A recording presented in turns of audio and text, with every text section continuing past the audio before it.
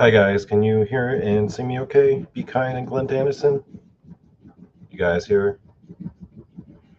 Okay. We are live, and hopefully one of y'alls will uh, give me the okay that we're good to start, and then the audio and visuals are acceptable. And Toby, you gotta stop doing that. Toby! Holy shit, dog. Anyway, yeah, welcome to tonight's show. Hopefully more people will come along. My chat's so small compared to everyone else's. Why is that? Last night on Russia, he had like 70 people. I only have two. Wah. Boo hoo. It's okay, guys. I got some fun stuff to talk about, and hopefully you guys will enjoy it. 5-5 says Glenn Dennison. There we go. And my lovely Be Kind. How are you two doing? How are you guys doing? How was your day, Glenn Dennison? Let's talk about you while we wait for people to show up. What's your deal? What you get into today? What's your life about, Glenn? I want to know. Yeah, people come in slowly in this chat. I think they feel like I dick around too much in the beginning, which is not, totally unfair. It's Danny Staten.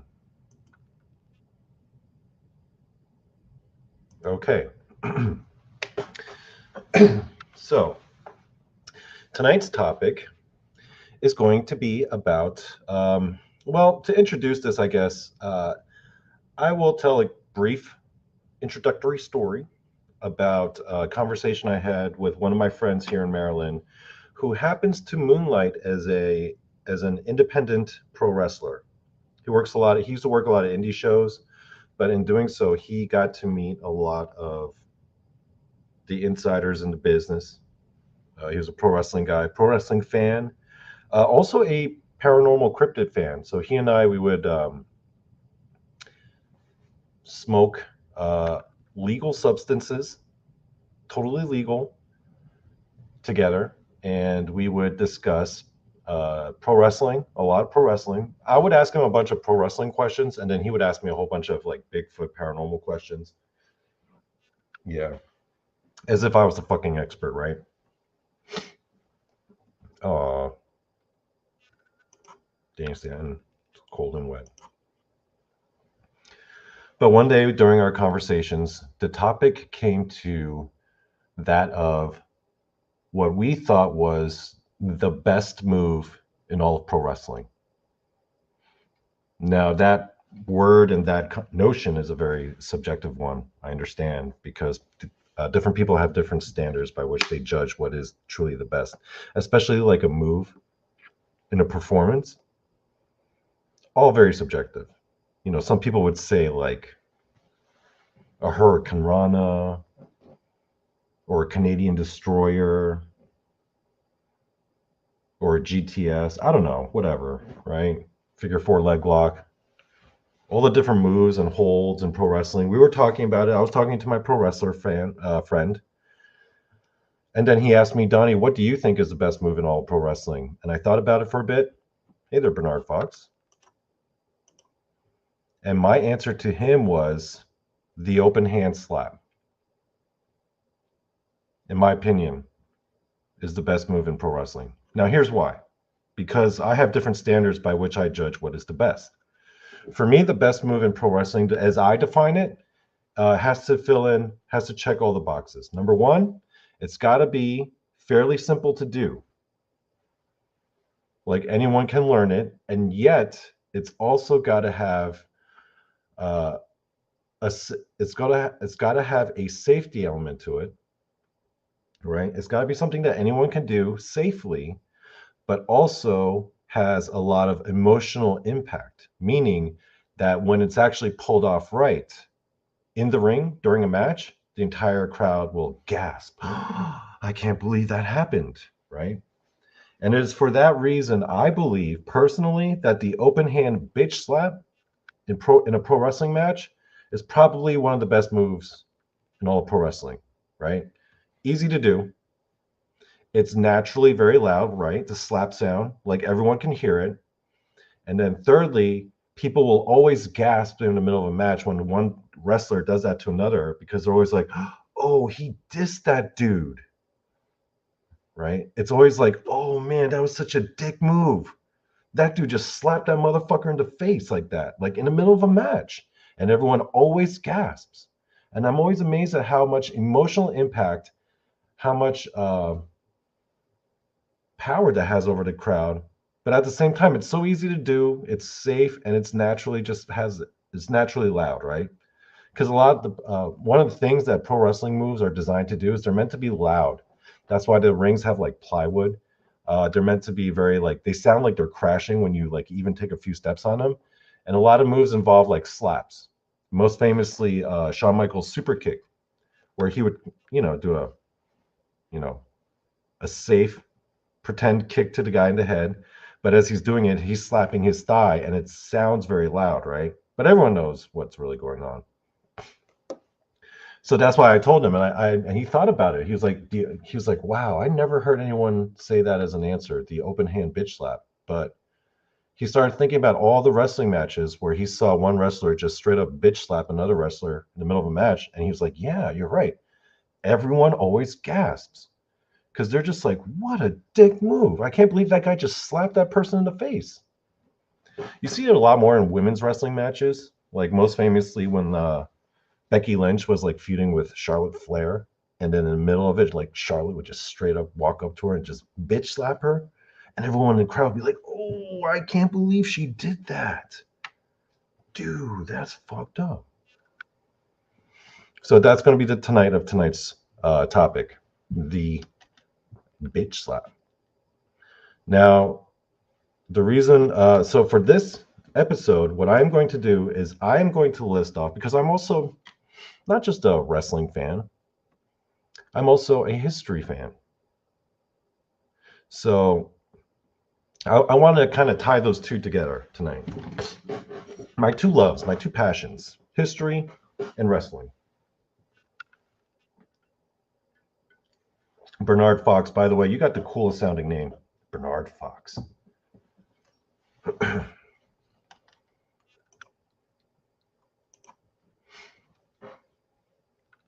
Man, I envy that name. My name sounds kind of dorky.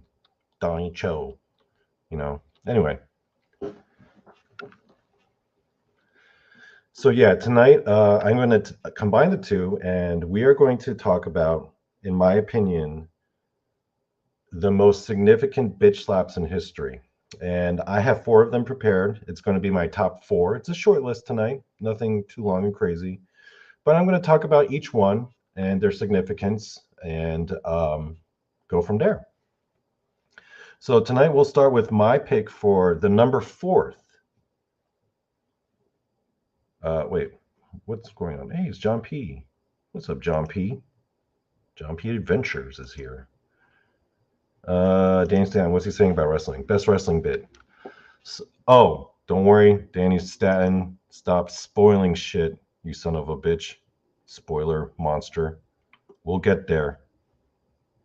I'm not going to even talk about it. I'm going to show them. They'll see. Okay. So number 4, in my opinion, all-time greatest slaps in history. Donnie Cho's opinion, completely subjective. If you have your own idea of the greatest bitch slap in history, be my guest and share. But don't spoil it, Danny Stanton. Jeez. Jeez, man, what the heck? Anyway.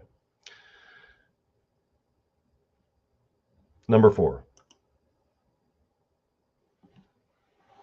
The most recent one.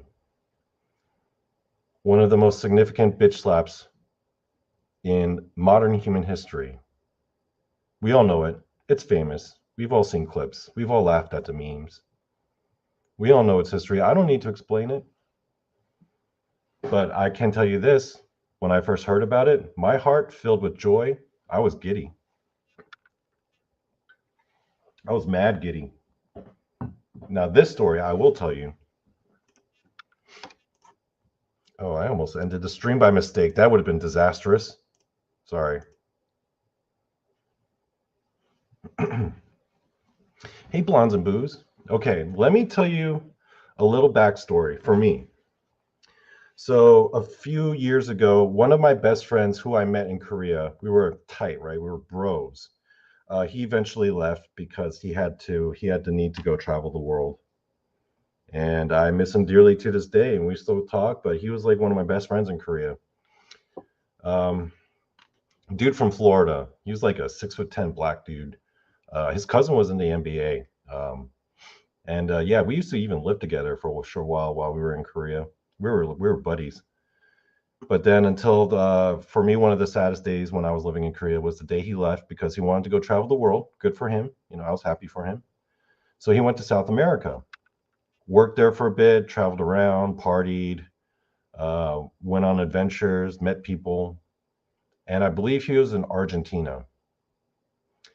And in Argentina, he told me that he met this girl that he was really into. Like he was really like super excited about meeting.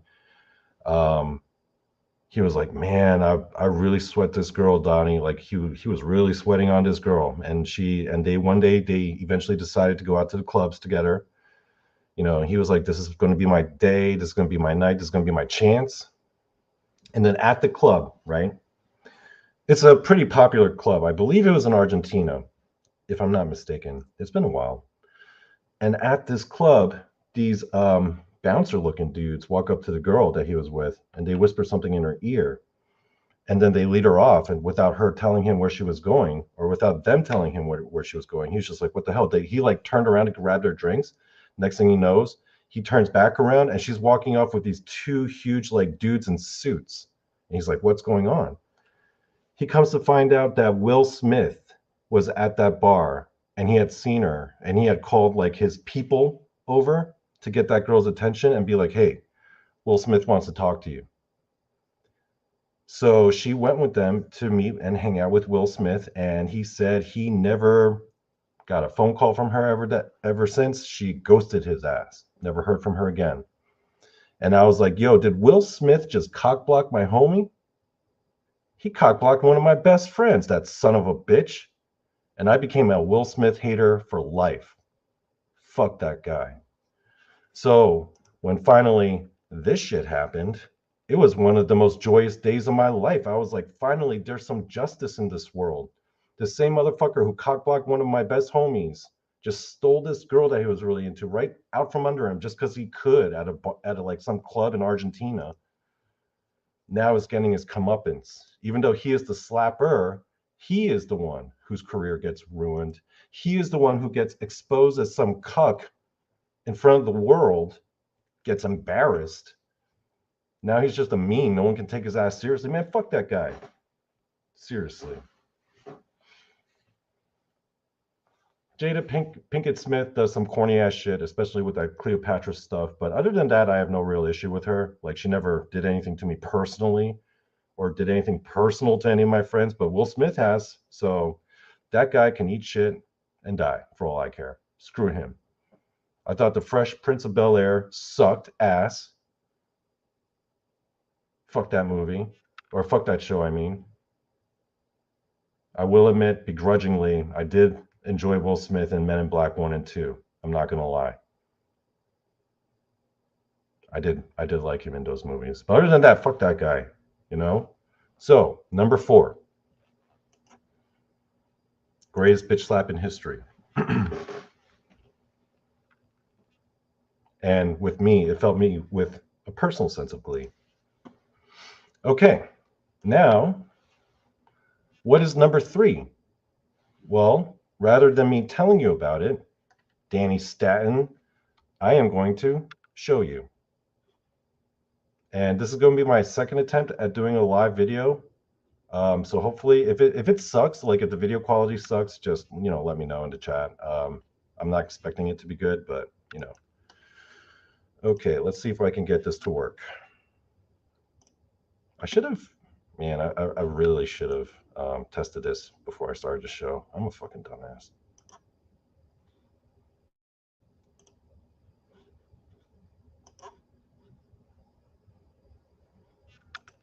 Wrestling ring led to this real-life brutality. I think this is fake. You think it's fake? What's that? Is that fake? Huh? What the hell's wrong with you? That's open hand slap, huh? You think it's fake? You come like that? Easy. Huh? What do you mean? Fake. What'd you guys think? Did that? I was just watching the video. I wasn't watching it how it appeared on. Hold on. How did that turn out? Did that play okay? So yeah, that was number 3. So that slap was on national live TV. That was John Stossel, who was interviewing then WWF wrestler Dr. Death, David Schultz, in the locker room and being like, "Hey, I heard wrestling's fake."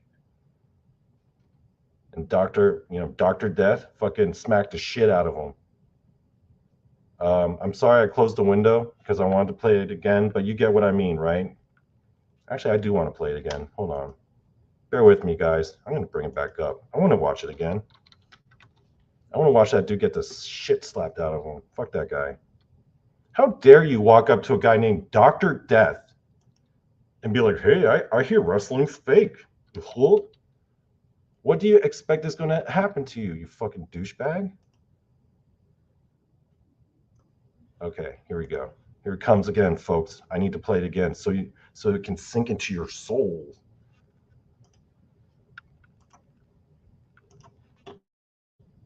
Okay. Is it playing? Okay, I got it going. Nice. In the wrestling ring, led to this real-life brutality. I think this is fake. You think it's fake? What's that? Is that fake? Huh? Yo, he what the hell's slapped the wrong with you? shit That's out of open him. hand Look at that. slap, huh? You think it's fake? You come Look at that feathered hair flying in the wind. What do you mean? Fake. Oh yeah.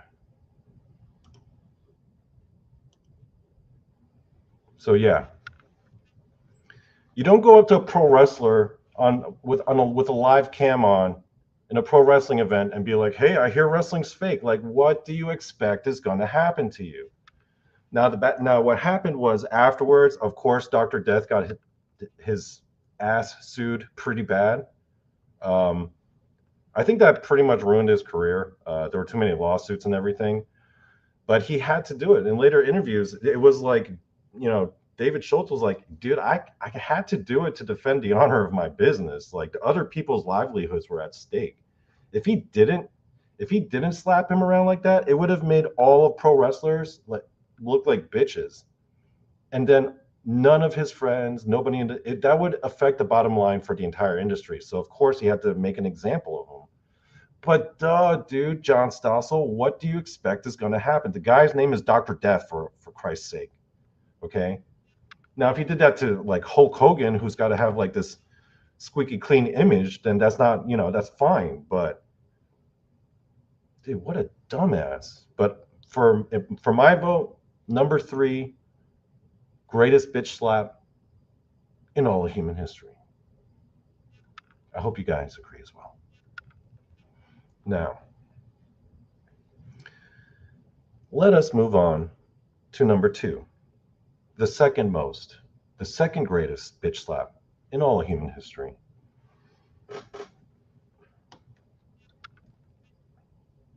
For this one, we have to rewind the clock a bit further back to the dizzy, as they say, back to the year 325 AD, and an event called the Council of Nicaea. Now, you people may be familiar with the Council of Nicaea. A lot of like casual armchair Bible experts will claim that, oh, the Council of Nicaea, that's when they decided which books were canon and which ones weren't. And then the ones that weren't, that's when they decided to ostracize all the other like in the know Christians, right? It wasn't really like that. And Jason and I think we did like 2 episodes on it, like last year. Go find it, go look it up. But Jason and I did we did a whole thing on the Council of Nicaea, so I don't feel the need to have to explain what the Council of Nicaea was all about. Do I? Do you guys know? I'm pretty sure you guys know. Be Kind definitely knows. I know Jason knows. I'm pretty Glenn knows. He knows his shit. I'm pretty sure Danny knows. Okay, you guys know. I'm pretty sure Bernard Fox. You seem like an intelligent gentleman. I'm pretty sure you know. We all know, right? We don't have to go into it. So, whenever I talk about the Council of Nicaea, or I hear other people talking about the Council of Nicaea, I hear other people say, oh, that's when they decided which books would be in the Bible. Wrong. No. What the Council of Nicaea really should be known for, and again, listen to me and Jason's podcast on how biblical canon came about. It had nothing to do, it had very little to do with the Council of Nicaea, okay? What really came out of the Council of Nicaea was like the Apostles' Creed, which isn't even, it's just the Apostles' Creed, really. But in my opinion, the most important thing, more than the Apostles' Creed even, dare I said it, the most important thing that the Council of Nicaea should be known for is the number 2 greatest bitch slap in all of human history. A boom. Now, for those of you who may not know, the slap E was this guy named Arius. He was the founder and the leader of the Arian movement. Not that Arian movement, by the way. We'll get to that later. But he was the founder of the Arian movement within the early church. Their basic point of contention was that when it came to the Trinity, right, they were all about Jesus was less than God because Jesus was the Son and God is the Father, right? So basically, in the Arian point of view, there's God up here, right? He creates Jesus. Jesus is like lesser than him, right? And then there's the Holy Spirit, right? The Trinity. Whereas the other group, right, was like all about, no, Jesus, God, and the Holy Spirit, they're all part of the same triangle. They're all equal. They're all one and the same. So that was the big point of contention for the Council of Nicaea. So going back to this illustration here, the slappy was that guy, was Arius. The slapper, the one giving the bitch slap, he was a early church figure, one of the bishops attending the Council of Nicaea, who went by Saint Nicholas.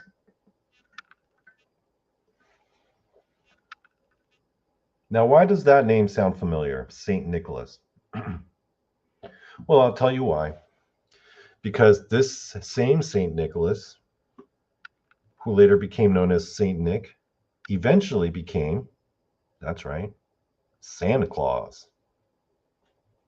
Motherfucking Santa Claus. The Council of Nicaea should be remembered, not for any biblical stuff.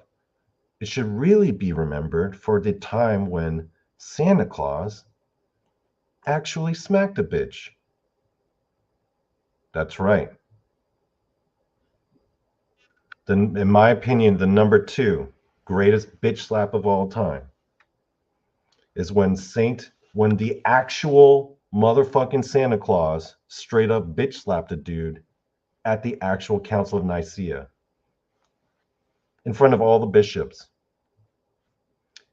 According to legend, what happened afterwards is they actually stripped him of his title because they were like, hey man, we can argue, but don't hit. That ain't cool. You can't be hitting people, right? So they stripped him of his title. He got, he lost his title of bishop, and they actually threw him in jail. And then, according to a lot of the legends, that later that night, Saint Nicholas had a dream where he was approached by Jesus and Mary. And in the dream, they asked Saint Nicholas, hey, why are you here? Why are you locked up and in chains and stuff? And Saint Nicholas's response, again, by most accounts, is he said, I'm here because of my love and loyalty to you. And then later that morning, all the other bishops come in, and then within the group of bishops, there's straight up Emperor Constantine, right? He walks in, he's all like dumbfounded. He's like, what the fuck's going on? What's all this commotion? Why is one of you all locked up? And then then he goes up to St. Nicholas. Is like, why are you here? Right? Emperor Constantine's like, what the fuck? And then St. Nicholas is like, he explains what happened. He explained what, his dream and everything. And then all the other bishops, they all kind of huddle and decide, hey, you know what? Let's let him out. Let's give him his title back. As long as you apologize. So then St. Nicholas had to like tuck his tail between his legs, I think the next day, and be like, hey man, I'm sorry guys. I didn't mean to like smack a dude in the middle of this super important meeting in front of all the bishops about holy matters, right? Because Santa Claus straight up smacked a bitch. If that doesn't deserve to be one of the greatest bitch slaps in all of history, I don't know what is. Let me show you another artist rendition of the greatest bitch slap of all time. The second greatest bitch slap. St. Nicholas. That's right. Like I said, Santa Claus straight up bitch slapped the dude. Smacked the bitch up. That's what Santa did. In real life. In history. It is documented.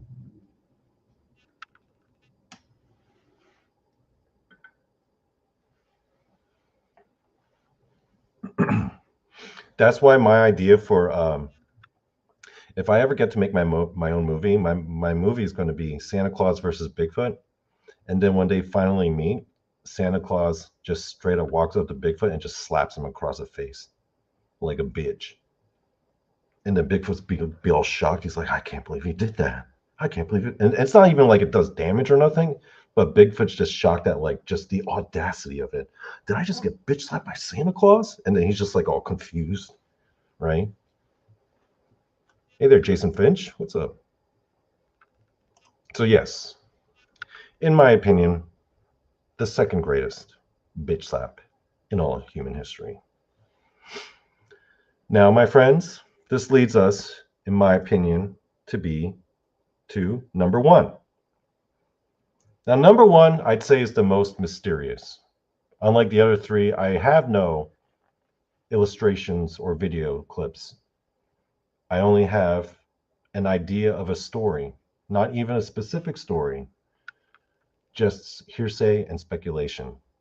But if the rumors are true, and these events did occur in the same manner that I heard about it when I first learned the story about these two men, then in that case, I would have given anything to have been a fly on that wall that night to witness indeed what would have been, what could have been, and what might be the greatest bitch slap in all human history. Now,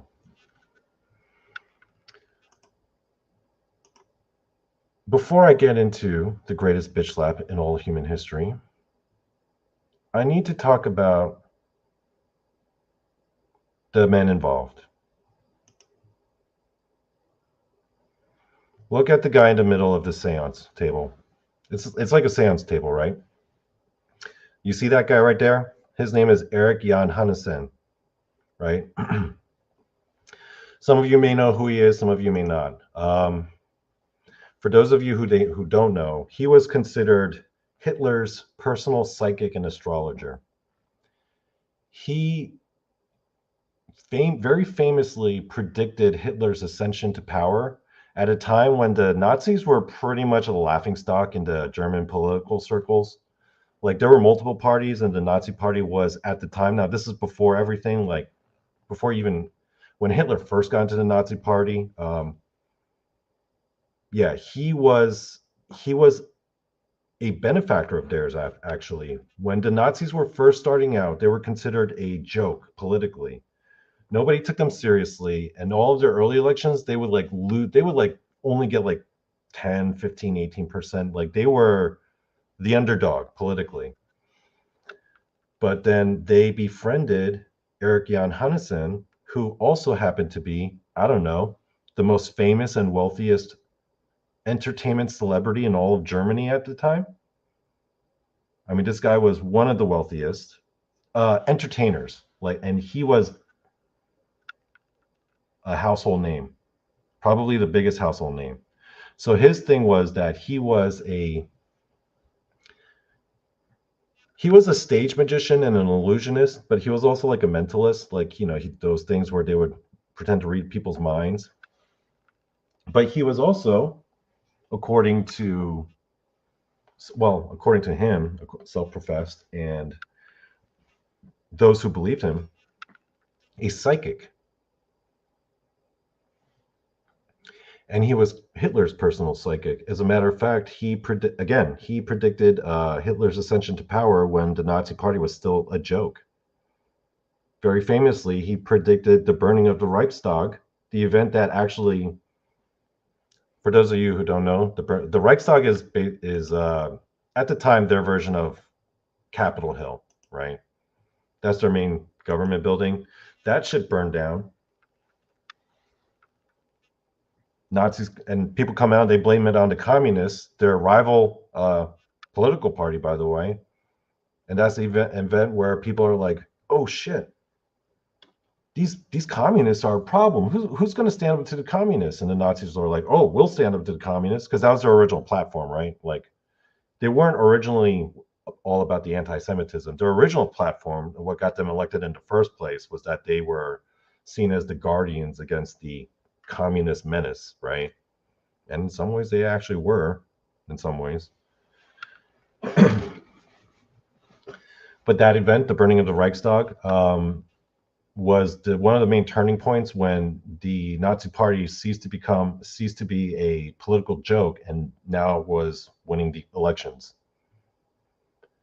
And Eric Jan Hanneson was very famously predicted the burning of the Reichstag like the night before it actually burned down, which is highly sus, if you ask me. Highly sus. So yeah, this guy. Oh, and another thing, if you guys look at, I'm going to try to download it real quick. Let's see if I could do it during the show, because I forgot to include this picture and it's bothering me. Bear with me, guys. I'll keep talking while I fuck around with my shite, if I can. Oh shit, damn it, my phone's not even hooked up to the goddamn thing. I'm so unprepared, guys. Forgive me. Forgive all the background noise. So yeah, this guy, yeah, he was like their version of David Blaine, right? He would have sold out shows, everyone would show up. He would do, and again, because back then it's different than it is now. Now you have there's a divide between stage magicians, people like Penn and Teller, David Blaine, Chris Angel, and then there's paranormal people, right? Psychics, mediums. They're not the same, but back then, back in the early 20th century, late 19th century, they were considered like essentially one and the same. They would do both.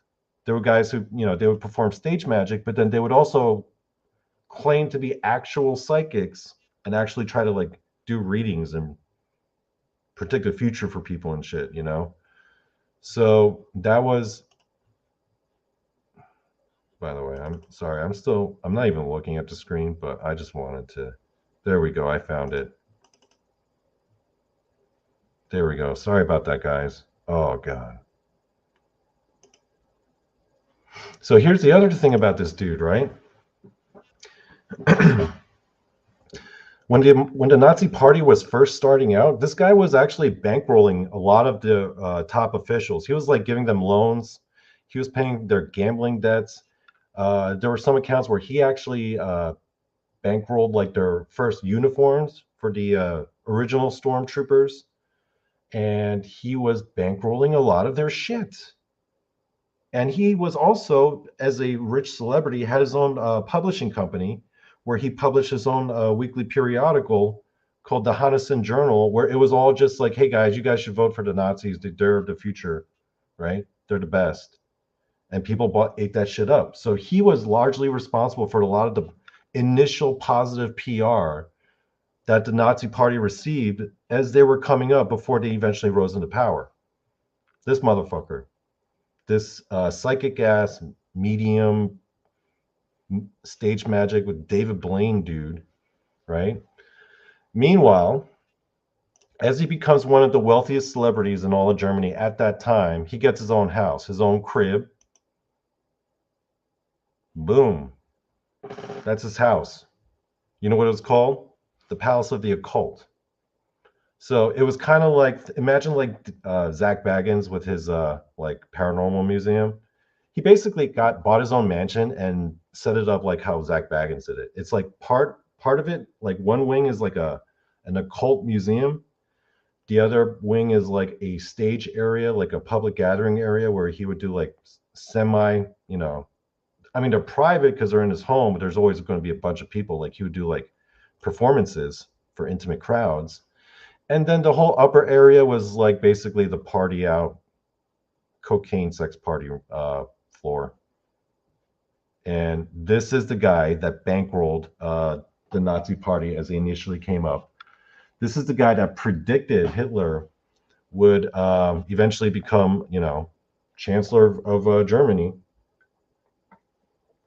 This guy was like loaning out all this money for personal use for the Nazi officers.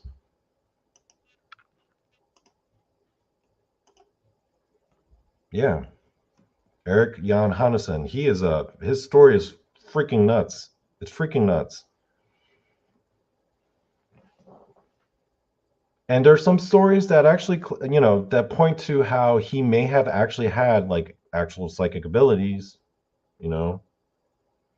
But there was a lot of weird or dark stuff around this guy. And if you look at the picture, and the other thing that Eric Jan Hansen was known for, he was the guy that taught Hitler a lot of his early crowd control methods. Like if you watch Hitler's speeches, and if you pay very close attention to his body language, you'll notice he makes a lot of these grand gestures, dramatic pauses. You'll notice that he's always like looking up as if he's like talking to God. And Eric Jan Hansen taught him a lot of those tricks and a lot of those techniques.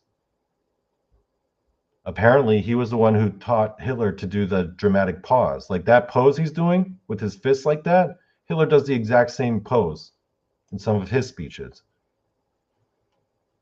So he taught Hitler some of his crowd control methods. And if you watch Hitler's speech styles, I mean, it shows. Like, if you compare Hitler's speeches to Stalin's speeches, Stalin is just basically, he's like the driest motherfucker there is. If you ever watch Stalin's speeches, he's just like reading a piece of paper, looking down, and just talking all monotone. And that's his speech. He don't give a fuck. Hitler, on the other hand, he was all over the place, right? He was all passionate, facial expressions, gestures, pauses. Yeah, Eric Jan Hansen, baby. That's the guy who taught him all that because he was a professional stage performer. And he would do conversations and discussions, and he would do speeches on the psychic and the spirit world and then do magic tricks. So it was like a David Blaine show and a paranormal podcast rolled into one. And that's how this guy became the wealthiest fucking celebrity in all of Germany at the time, who eventually used his wealth and his connections to help get the early Nazi party real popular. Oh, and by the way, this guy was Jewish, secretly. Damn straight. This one Jewish dude just pretty much sold out his own people, like a bunch of his own people, right? Real human turd. Okay. Is there anything else I need to add about him before I move on?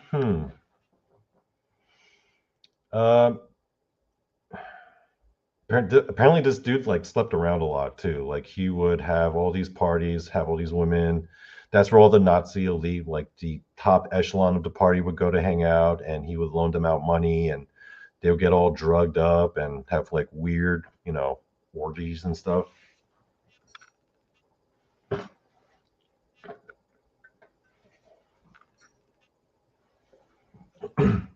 Some people think that there's a lot of mystery as to the circumstances of his death.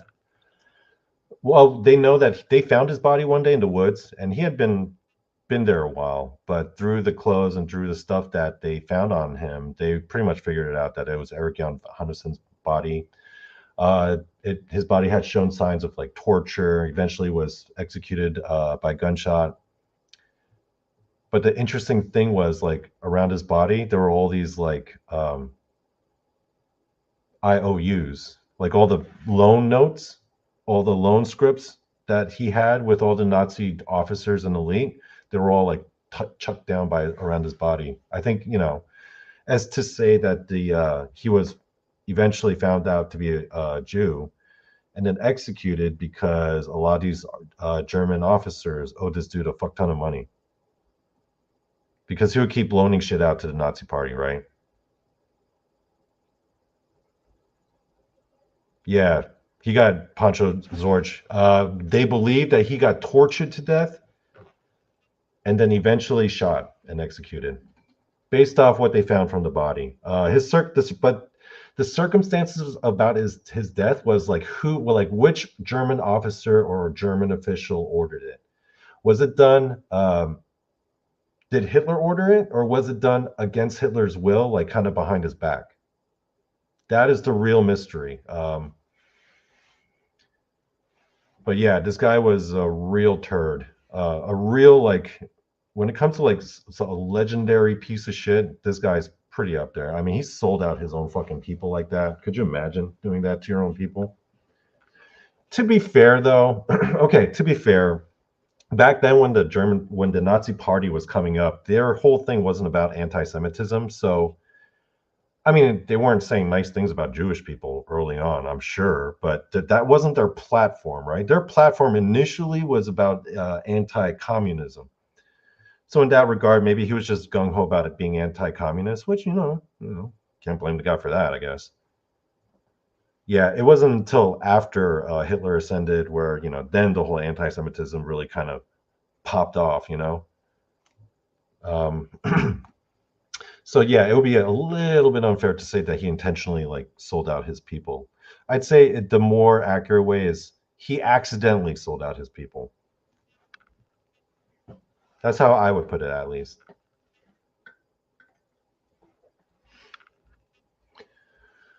Okay.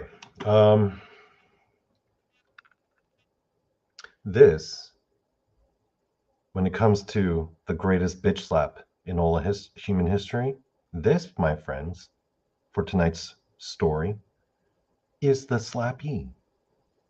Now, let me tell you a bit about the slapper and who the slapper is.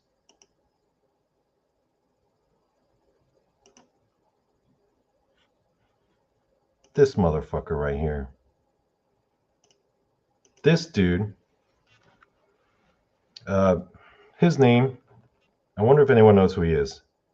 Can anyone here in the chat say his name? Does anyone here know who he is? Glenn knows. I think Glenn knows. Okay. I guess people don't know.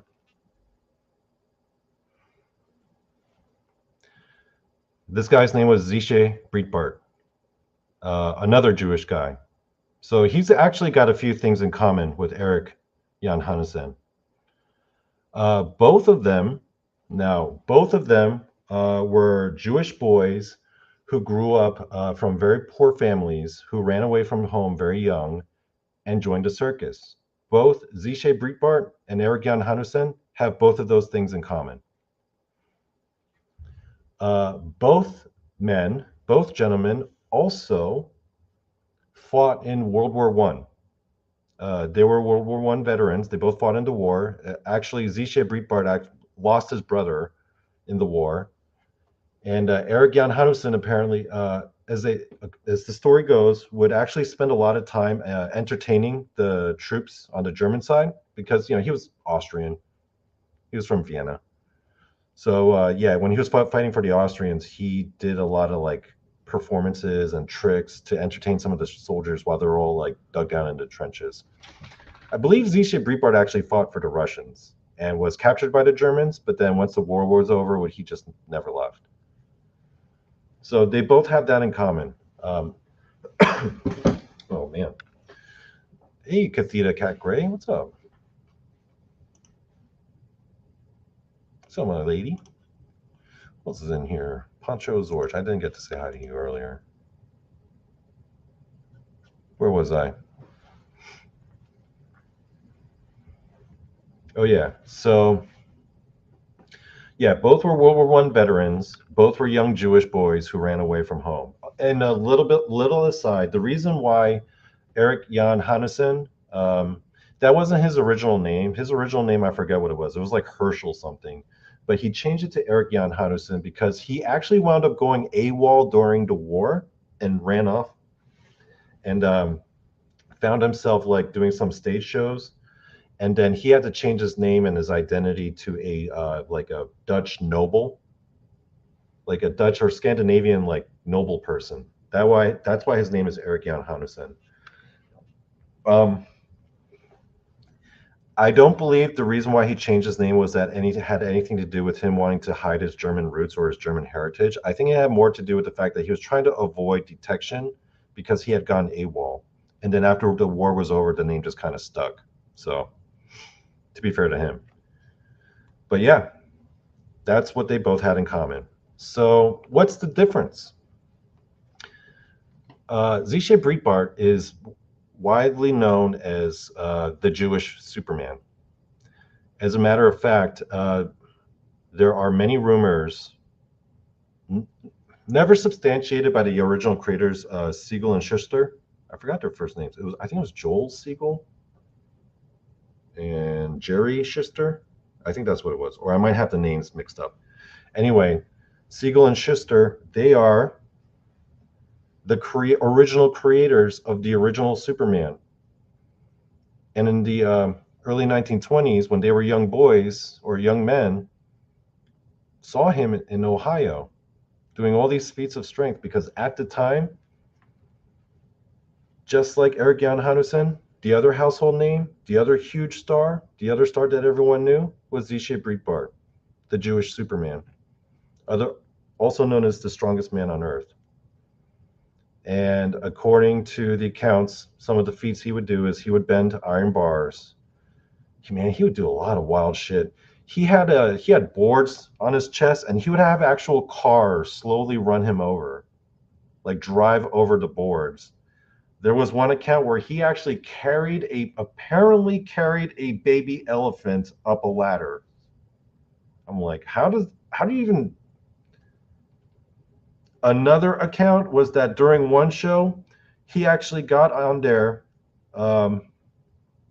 with wearing nothing but bright red shorts, and they bring in a fucking like bullfighting bull, like a bull, and they had him actually fight a bull, and apparently he knocked it out with like one punch to the head.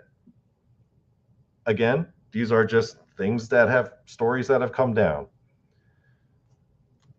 So, according to his legend, he was always known as being freakishly strong. Even from age 3, there was one account from his father. He comes from a family of blacksmiths, and this giant iron bar just drops on this 3-year-old Z-shaped Breitbart, and then everyone around him, when they all rush and they gasp and they rush to take this iron bar off, they're all amazed to see that this 3-year-old kid just lifts it up by himself and gets out.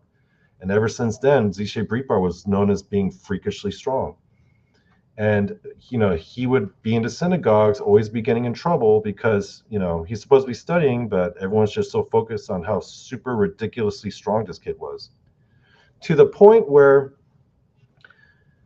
he would join apprenticeships to learn a trade or a craft, but none of the craftsmen were interested in teaching him because all they wanted to do was use his strength for like labor for moving shit around.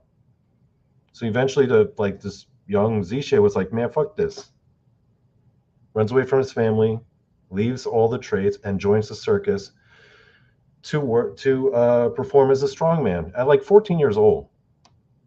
14, this kid was like, okay, nobody takes me seriously because all people can focus about is how freaking strong I am. I might as well just join a strongman in a circus. So 14-year-old Breitbart goes to join the circus. He's like, how do I sign up as a strongman?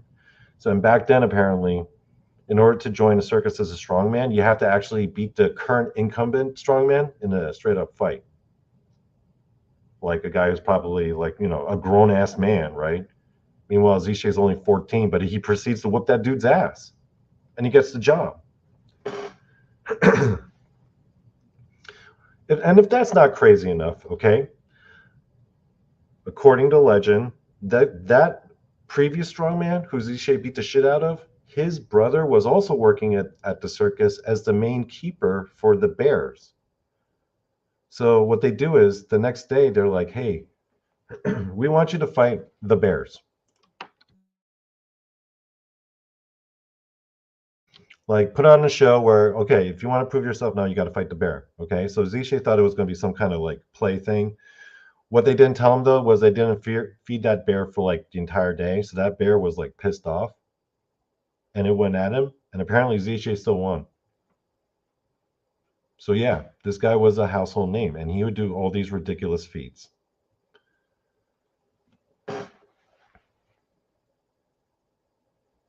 Yeah, I'm just as big as Eric Jan Henderson. In fact, they were probably, right there, to the point where now the story of Z-shaped Breitbart, this takes place way before Eric Jan Henderson ever joins up with the Nazis, because this was like, I think this is like 2022, 23, 24, around there. They're in Vienna, right? Now, Eric Jan Henderson's a troll, a dick. So all he does for his show, he basically bases his entire show off of trolling Z-shaped Breitbart. Like every physical feat that Z-shaped Breitbart does, Eric Jan Henderson will do a speech about the mystical power of hypnosis and psychic trance, and through the power of your mind, you could be a Z-shaped Breitbart. And then he would give this speech about psychic abilities brought about through hypnosis. And he would have this young girl there, right? And then she was always scantily clad. And back then, if a girl was showing like elbow, all the dudes would show up all horny. So it's like this girl with like short sleeves. Ooh, you can see her elbows. He would like hypnotize her and shit, right? And then, while he's hypnotizing her, they would have the lights out and the spotlight on them. But then when the spotlight comes back off and the lights come back on, they've switched out all the metal rods and bars and all the implements, because they'll have like a metal bar out, right, while he's giving the speech, and then he'll show it around, make sure everyone sees, yeah, this is the same metal bar that like Z-shaped Breitbart bends. And then the spotlight comes on, they switch out the metal bar with like a fake one, comes back on. Now this girl with her elbows out is all hypnotized, and then she bends the bar, and everyone's like, oh my god. People are like, Eric Jan Henderson's amazing. Half of them are like that, and then half of them are like, wow, Z-shaped Breitbart is full of shit. See, Eric Jan Henderson just based his entire fucking act about just shitting on this guy. It reminds me a lot of like some of these YouTube channels, right? Especially in this scene. I'm not gonna call out specific names, but you know who I'm talking about. You know the type where like half of their content is just them talking shit about other channels. Yeah. I mean, Eric Jan Henderson was straight up trolling this guy and trying to make money off of trolling this guy, to the point where Z-shaped Breitbart just had fucking enough, right? So he gets his revenge on this motherfucker. Do you know what he does? So during one of so Z-Shay hires an engineer and this gives him this plan. The engineer, during Eric Jan Henderson's show, invites all the stagehands to the basement, where he throws like this huge ass beer party with all this food. And while they're all in there, he runs out the room and locks the door from the outside. And then when it comes to the point where Eric Jan Henderson hypnotizes the girl and the lights come back on, the actual metal rods haven't been switched out. So the girl's actually bending it, and she actually winds up injuring herself.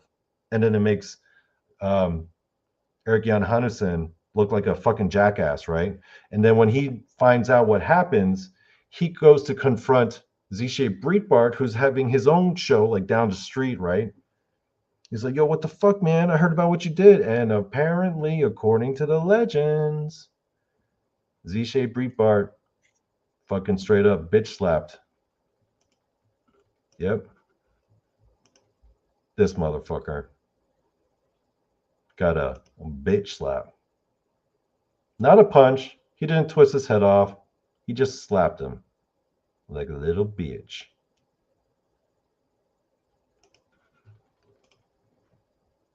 So what do you guys think? Do you think that could be the greatest bitch slap in all of history? I think it could be. Yeah, I mean, this guy, and the fact that this guy, okay, was the literal inspiration for fucking Superman. Remember, the guys who created Superman, Siegel and Schuster, saw this dude. This guy was a fucking hero for all the Jewish people, right? Because not only was he a strongman and one of the biggest, well, the biggest celebrity next to Eric Jan Hansen, this came at a time when there was a lot of anti-Semitism, and this guy wore his Jewish heritage with pride, right? This guy went to like Palestine, spoke out there. He wore the Zion flag. He spoke Yiddish.